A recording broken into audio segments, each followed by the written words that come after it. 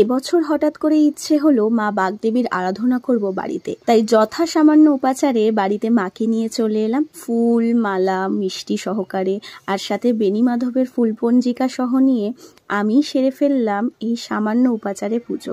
ছোট থেকেই সরস্বতী পুজো নিয়ে আমার এক আলাদাই উন্মাদনা। পুজোটা হয়তো একদিনেই থাকতো, বাট এই পুজো প্রায় আমি 4 দিন ধরে পালন করতাম। প্রথম দিন স্কুলে যাওয়া, স্কুলের বন্ধুদের সঙ্গে আনন্দ করা, এরপর চলতো বাড়ির নিচেই দাদার উদ্যোগে আমরা ভাই বোনেরা আর পাড়ার কিছু বন্ধুরা মিলে পুজো করতাম। সেই পুজোয় খেলা ধুলো, বসে আঁকো প্রতিযোগিতা, যেমন খুশি তেমন সাজো, প্রথমে অংশগ্রহণ করতাম।